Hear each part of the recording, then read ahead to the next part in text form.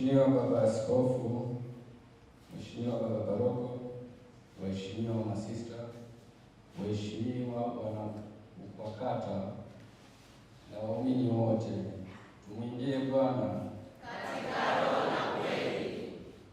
Niliyo mbele yenu ni makamu mwenyekiti wa kata dekania ya Pwani.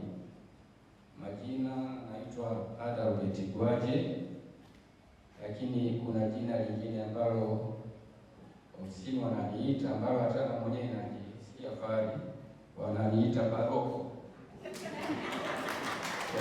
Paroko, usikasirike sana sababu paroko wako ni wapango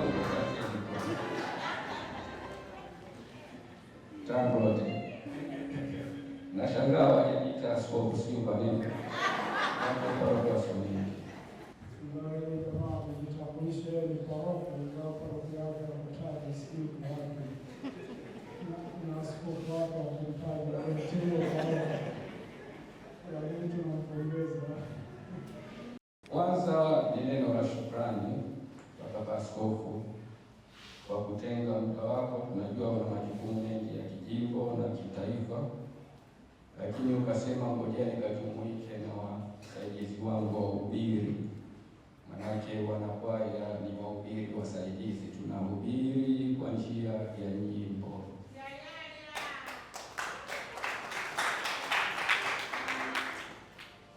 Lakini wanakwaya wao wakasema wao hawafanani na Wayahudi, maana Wayahudi walivyomuua Bwana Yesu wakaona itoshe, wakaweka pale jiwe kubwa zito sana kwamba Yesu asitoke. Kwa hiyo wanakwaya hawafanani na Wayahudi, wao wanaongozwa na upendo, na kwa kuzingatia upendo huo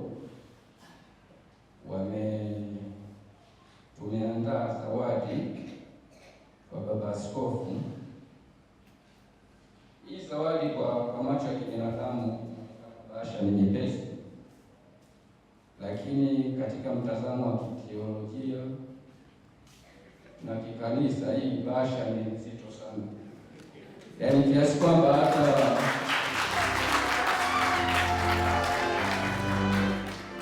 hata ile kreni ya kuinua ya tani 300 haiwezi kuinua ile bahasha. Hata mimi hapa inapata shida kuinua hii bahasha, imejaa upendo. Naomba nikukabidhi Baba Askofu, wanakwaya wako tumeona ende bure.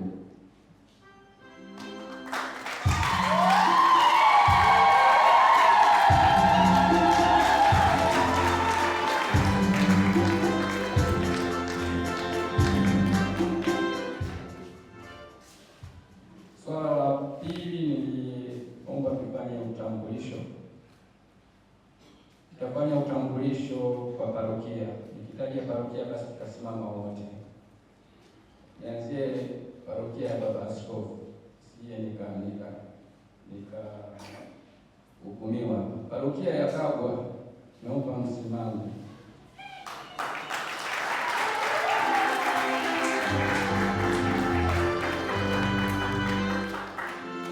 Parokia ya St. Francis,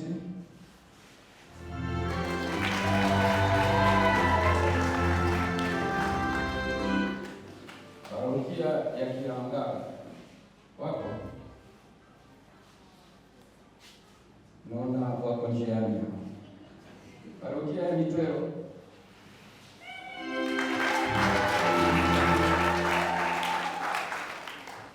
parokia ya Rutamba,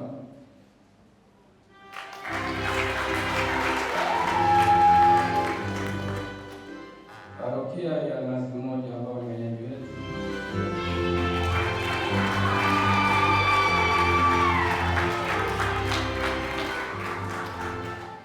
parokia ya Ingawali,